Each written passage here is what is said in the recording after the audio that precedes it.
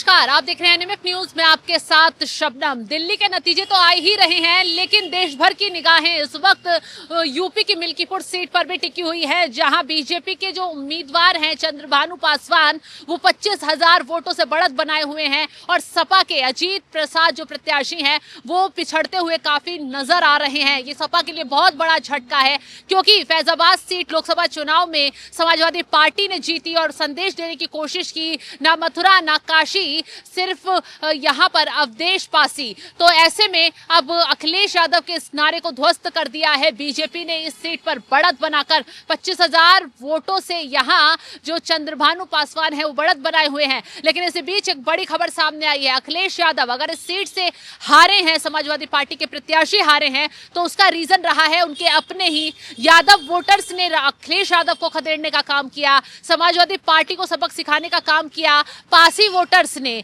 वो कैसे, इस पर ज्यादा जानकारी के लिए हमारे साथ मौजूद है मेरे साथी सौरभ। जिस तरीके से मिल्कीपुर ये फैजाबाद लोकसभा ये जीत गए, समाजवादी पार्टी जीत गई, मैसेज दिया गया पूरी दुनिया भर में कि हमने जिस राम को इन लोगों ने भुनाया उसी राम के सहारे हमने जीत हासिल कर ली। तो बीजेपी को जो है वो हिंदू पसंद नहीं कर रहे, लेकिन आज उसी हिंदू के गढ़ में, उसी अयोध्या में बीजेपी ने बम्पर जीत हासिल करती हुई दिखाई दे रही है। तो क्यों ये समाजवादी पार्टी अपनी ही सीट हार गई? देखिए, सबसे बड़ी बात तो आप ये समझ लीजिए कि जब फैजाबाद सीट को समाजवादी पार्टी ने जीता, उस सीट को लेकर के बुरे तरीके से अखिलेश यादव ने बीजेपी को चिढ़ाने का काम किया। कहीं न कहीं अखिलेश यादव के तेवर में एक अहंकार भी नजर आ रहा था और अयोध्या का राजा तक उनको बता दिया गया था कि अयोध्या का राजा प्रभु श्री राम है, लेकिन अखिलेश यादव ने अवधेश प्रसाद को बता दिया। खैर, अब उपचुनाव की बात करें तो उपचुनाव में अखिलेश यादव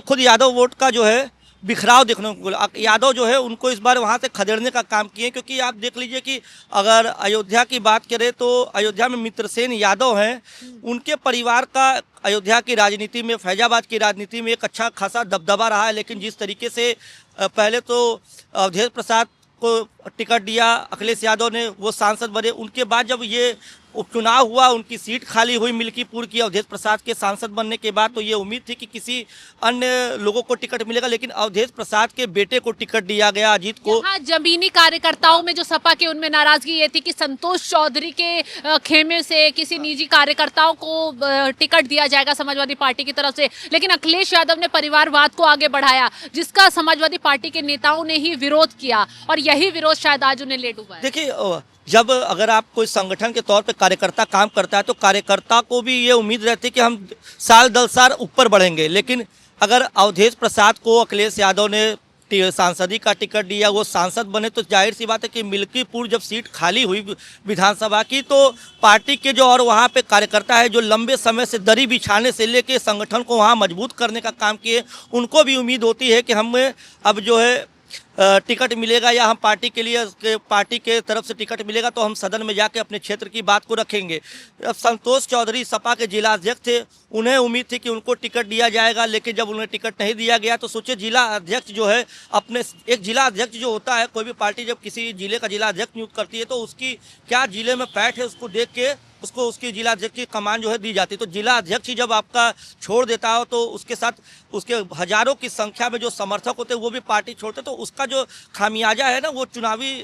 नतीजों में देखने को मिलता है। तो अब चुनाव आया और आप देख रहे हैं कि 25,000 वोटों से अभी जो है बीजेपी के प्रत्याशी आगे चल रहे हैं, यानी कि अब एक तरीके से कह सकते हैं कि बस घोषणा होना बाकी है और एक बार फिर बीजेपी जो है मिल्कीपुर सीट पर फतह करने जा रही है। और सबसे बड़ी बात है कि योगी आदित्यनाथ के लिए, उत्तर प्रदेश के मुखिया के लिए ये सीट जो है ये साख का विषय बनी हुई है, क्योंकि जब फैजाबाद में लोकसभा चुनाव के दौरान भारतीय जनता पार्टी की हार हुई थी, तब हिंदुत्व को लेकर के बड़ा सवाल हो रहा था और योगी आदित्यनाथ के नेतृत्व को लेकर के बड़ा सवाल हो रहा था कि योगी आदित्यनाथ लगातार हिंदुत्व की बात करते हैं, धर्म की बात करते हैं और सनातन की बात करते हैं, और फैजाबाद से हारना योगी आदित्यनाथ की प्रतिष्ठा को कड़ा चोट दिया था। तो अगर मिल्कीपुर विधानसभा सीट भारतीय जनता पार्टी अगर अपने कब्जे में लेती है तो सबसे बड़ी जीत ही योगी आदित्यनाथ की मानी जाएगी। बिल्कुल, जिस तरीके से फैजाबाद में